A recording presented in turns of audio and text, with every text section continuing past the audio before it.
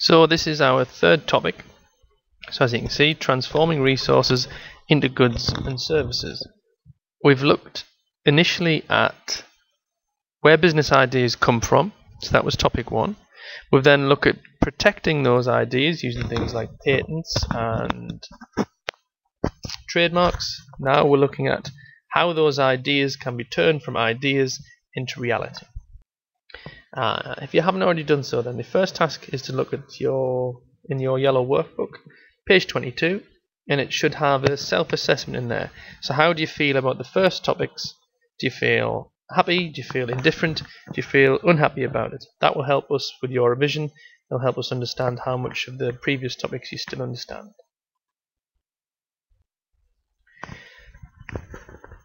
In terms of what we need you, or what you're going to have to be able to understand by the end of this topic, all of you will be able to define what we mean by input, output, transformation process, and added value. All of you are going to be able to apply these words to real life examples, so you'll see where these fit into real companies and to exam questions, and that's how you'll know you'll be able to understand this and you'll be able to do this, because you will be able to answer exam questions at the end of this. So in class you're going to get some pictures of some businesses as a prompt, but if you're looking at this outside of class, I want you to start thinking straight away, what resources do you think businesses actually use? And I've told you at the bottom here, a resource is essentially the elements or the things that go into producing goods and services. So I'll give you an example. Greggs, for instance, when they are making a sandwich, the resources that go into making that sandwich might be the bread, there might be some meat. They also could be the person making that sandwich. So think about, what resources do businesses use? We need to look at how those resources are used then by businesses, and that's all part of production.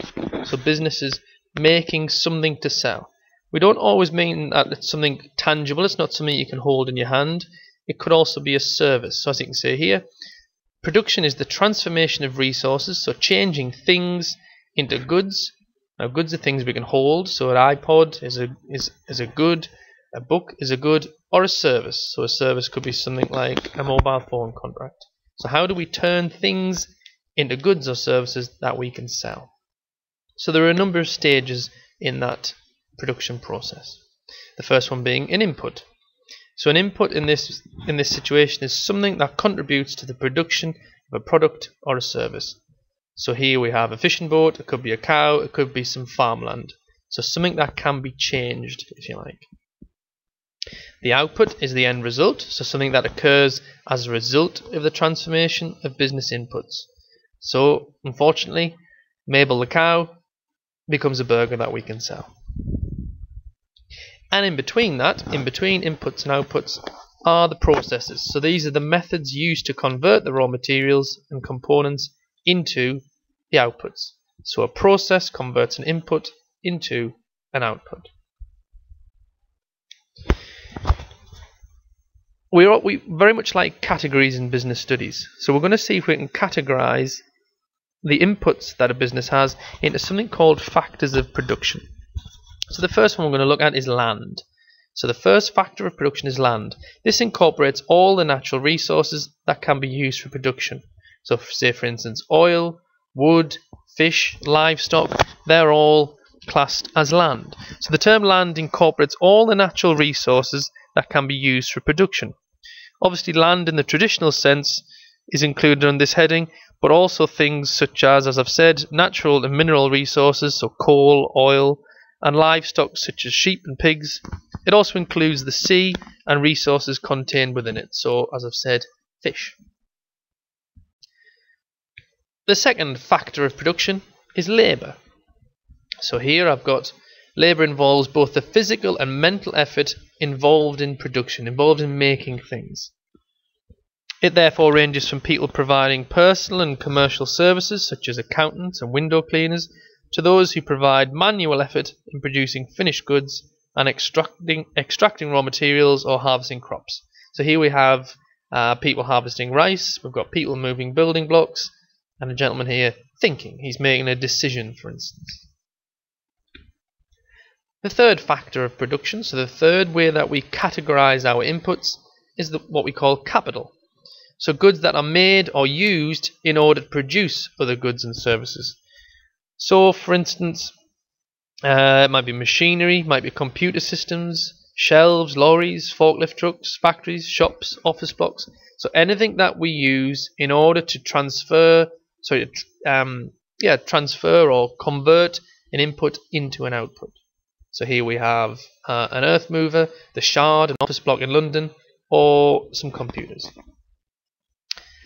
The third and final factor of production is what we call enterprise. This is the act of bringing together all the other factors of production. So enterprise is carried out by the entrepreneur. They make the decision and they provide finance. The entrepreneur takes the financial risk and therefore earns the profit that can be made from converting the inputs into the outputs.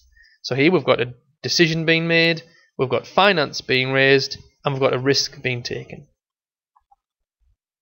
So in class, what you're going to do now is, or what you're going to do in class, is a task relating to the 6 companies that I gave you.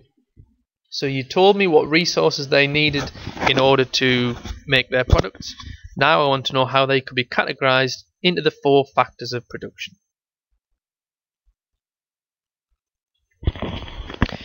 So now what we're going to do in class is we're going to look at this video here, and we're going to look at what the inputs are, what the outputs are, and what the processes are.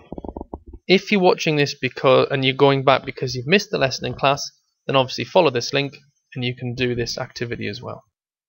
But when you're watching this in advance, this is what we'll be doing in class. So a little recap. Inputs. These are resources that can be broken down into land, labour, capital and enterprise. Remember, that's what we call the factors of production. That is something that you could get asked as an exam question. Name the 4 factors of production. Don't get caught out by not remembering those. The outputs, these can be both goods and services, but it is what basically businesses produce. It's what they sell at the end. There are 3 main categories of our outputs. We might be in the primary sector, the secondary sector, or the tertiary sector. Now, what do you understand by these sectors? This is something that we've looked at, or you should have looked at, in your notes in advance of this. But it's something we will come on to in a later PowerPoint. But think about what do we mean by these primary, secondary and tertiary sectors. In between inputs and outputs, we have this transformation process. So how a business turns inputs into outputs. It's important to note that a customer might be another business that requires a product, such as metal or cloth, which in turn will be used to make further products. Customer requirements may also be for a service rather than a good. The vast majority of production in the UK takes the form of services rather than goods. You'll see in a second that hasn't always been the case, but most of the businesses that we have in this country don't actually make goods anymore, they produce services. So when we change inputs to outputs, as we say, it's this transformation process. The purpose of the business is to produce goods or services profitably, so they want to try and make some money. In order to achieve this purpose, a business must acquire inputs, so collect these inputs, convert them into outputs. All of these activities are part of this transformation process. So inputs, transformation process, outputs. Some inputs are used up in the process of creating goods or services, such as coal is used up to create electricity, oil is used up to create petrol.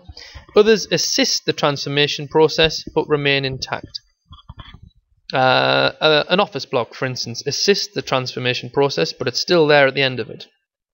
In general, land in the form of raw materials is used up during the transformation process. In contrast, capital equipment, for instance, remains intact, but constant processing means that will eventually need to be replaced. So eventually, when we use a computer, it will become out of date, it will become worn out, and we'll have to replace it. The other factors of production, such as land, labour and enterprise, all remain active, ready to be used in further production. However, the business must be careful that it does not overuse these resources, and this may lead to lower levels of efficiency in the future. That's where you might have heard the phrase sustainability to do with business. If we overuse our resources, if we overuse our inputs, they might not be around for us in the future, therefore where do we get our profit from? In the tertiary sector, The transformation process focuses directly on the customer or the consumer. No physical product emerges at the end. So a holiday, for instance, you can't hold a holiday in your hand. It's a service, not a product. But the consumer may emerge from that holiday with a happy smile, or leave a hairdresser with a new hair colour and style. That's the output. You can't hold it in your hand, but it's still an output. So production can vary significantly in terms of the mix of the 4 factors of production. So how much land or capital we need. Technical operations, so making cars, for instance, might mean a lot of capital. Personal services, such as a hairdresser's, might mean a lot of labour. Now you'll see here I've added to this diagram feedback as well. So the final part of the transformation process is feedback. Feedback of information is used to adjust this process in the future. For instance, a retailer might rely on feedback from its customers about the quality of its goods and services. So adverse feedback on the product might lead to a retailer switching to a different supplier. So if we buy apples from Asda and those apples are always bruised or they don't taste very nice, that feedback might be given back to its supplier, and Asda might say either give us better apples or we'll go to someone else. Favourable feedback on customer care may encourage the retailer to maintain its customer care training, which might improve things in the future. Now, as I say, we're going to look at something to do with sectors. So in class you're going to be given some photos that represent either the primary, the secondary or the tertiary sector. So you're going to put those into sectors. Then I'm going to get you to look at drawing a line graph. Once again, if you're going back to this because you've missed the lesson, then that's what you should be doing next. The information is on the next slide. So there's the information that you need to draw this line graph. Once again, if you're watching this before lesson, this is what we're doing in class. If this is after lesson, then you should be drawing this graph. Next task that we need to look at. It's all very well saying that there have been changes in the primary, secondary and tertiary sector. Earlier I mentioned that there was a lot more primary and secondary industries previous to now than there was tertiary. Now the majority of what we do in this country is in the tertiary sector, the service sector. So I'd like you to think about why. So I've given you a little writing frame there. Again, we'll be doing this in class if you're looking in advance of the lesson, so you needn't do that. If you're looking back at the lesson because you've missed it, this is what you've missed in class. So I would like you to fill in these paragraphs and do put in as much detail as you can. Remember, examiners want you to show that you understand something, and that usually comes from the amount of detail that you put in, not putting it in as few words as possible. So the number of people working in it might be primary, secondary or tertiary sector, has risen or fallen, and then from a date in here to a date in there. So a number, then a date, a number and a date. And because. So we want a reason why. Why do you think employment in the primary sector has fallen? This means that. So it's fallen or it's risen. This means that this will happen. And because this has happened, it will lead to that happening. That's what we call a chain of argument. We'll look at that in more detail as time goes on. But you've got to say, because this has happened, it means this also might happen, which will lead to something else happening. It's these chains of argument that the examiners like, and it's these chains of argument that will get you good grades. So the price of the finished product minus the cost of resources. That gives the added value. So just to recap, added value equals the price of the finished product minus the cost of resources. So let's look at in a little bit more detail how we can actually add value then. So we've said that the building company in the example of the house I gave you before adds value by building that house for you, by turning those inputs into outputs. What other ways can we do it? Well, there we have a t-shirt. There we have another t-shirt. 2 black t-shirts made more valuable by the addition of a logo, by adding a brand. A McDonald's burger. A burger in the Malmaison Hotel. That burger is probably £4. As you can see there, that burger is £15.95, purely because it's served in the Malmaison Hotel. People pay more because of the high quality surroundings. It probably costs them the same to make as a Big Mac, but they've added £10 more value purely because of where it's being served. Here's a game on the iPhone. So Words with Friends, installed, that was free. Words with Friends, £1.99. Why? Because the one that I've got installed has the adverts at the bottom. The one that I haven't got installed is the one that doesn't have the adverts. So it could be that you pay for extra features. Potatoes. Chips. As I said, we could buy our own potatoes, but we pay McCain to transfer those chips into oven chips. We could do all of these stages ourselves, but it would mean growing the potatoes, it would mean harvesting them, peeling them, cutting them, frying them. That would be cheaper than buying a bag of chips, but we can't be bothered to do that, so we ask McCain to do it for us. By doing that, McCain add some value to those potatoes. So, just summarise those. We can offer customers several alternative methods of payment by, for example, credit cards, debit cards, money transfer, cheque or cash. We can offer customers the facility of purchasing a gift voucher, so we make it easier for them to give to their friends or family. Companies like Tesco, they add value to what they do by giving us a loyalty card. So every time we buy something in Tesco, we get a little bit back. Or we can offer our customers special discounts or special promotions. We can give them extended warranties. So rather than if something goes wrong after 1 year, in John Lewis, for instance, they say that if something goes wrong after 2 years, you can bring it back. So you'd rather go there than somewhere else. They've added value to that product. We can provide customers with reliable after-sales service of the product. So cars are often good with that. So if anything goes wrong, you can bring them back and they can sort it out, even if it isn't something that's the fault of the car. It could be that you get the option of purchasing add-ons or upgrades. So that's it. A good example of that are the in-app purchases. When you download an app for your phone or for your iPad, you can often get new features by buying them in-app. As we've said before, it could be that we've got a brand, so a reputation for quality and value that customers are prepared to pay for. So Nike trainers sell for much more than high tech, even though the production costs per pair are probably pretty similar. So Nike add value to their trainers by having that Nike swoosh on the side, by having a strong brand.